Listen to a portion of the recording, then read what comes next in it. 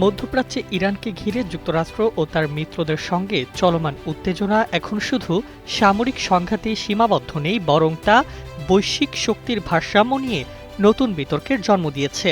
বিশ্লেষকদের একাংশ বলছে, বর্তমান পরিস্থিতি ১৯৫৬ সালের সুয়েজ সংকট এর স্মৃতি ফিরিয়ে আনছে, যখন ব্রিটিশ সাম্রাজ্যের পতনের মোড় ঘুরে গিয়েছিল। নগদ নিয়ে এলো হার না মানা হার অফার। সর্বনিম্ন ১০,০০০ টাকা রেমিটেন্স নগদে পাঠালে থাকছে স্বর্ণের হার জেতার সুযোগ। সে সময় মিশরের president Jamal Abdel Nasser Suez খাল জাতীয়করণ করলে ব্রিটেন, ফ্রান্স ও ইসরায়েল মিলে সামরিক অভিযান চালায়। যদিও যুদ্ধক্ষেত্রে তারা অগ্রসর হয়, শেষ পর্যন্ত মার্কিন চাপ ও অর্থনৈতিক দুর্বলতার কারণে ব্রিটেনকে পিছু হটতে হয়।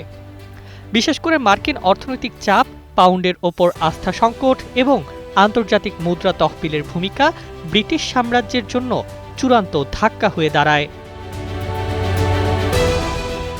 এই ঘটনাকে ইতিহাসবিদরা ব্রিটেনের বৈশ্বিক প্রভাব ক্ষয়ের সূচনা হিসেবে দেখেন। এরপর ধীরে ধীরে যুক্তরাষ্ট্র মধ্যপ্রাচ্যে প্রধান শক্তি হিসেবে আবির্ভূত হয়। বর্তমানে একই ধরনের প্রশ্ন উঠছে হরমুজ প্রণালী ঘিরে।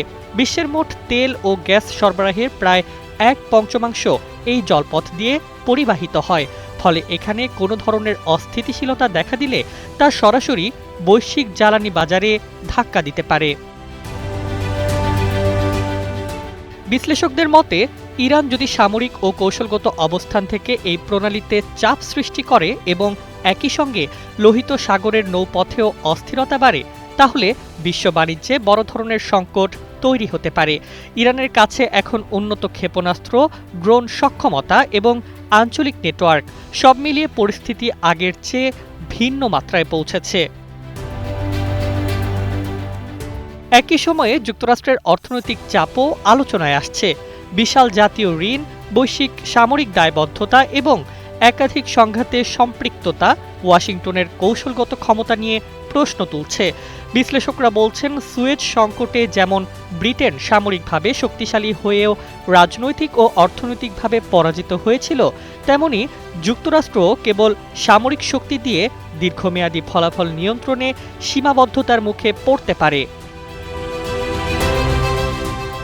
তবে পরিস্থিতি সরল নয়, কারণ ইরানের লক্ষ্য টিকে থাকা ও প্রতিরোধ, আর যুক্তরাষ্ট্র ইসরায়েল অক্ষয়ের লক্ষ্য কাঠামো পরিবর্তন।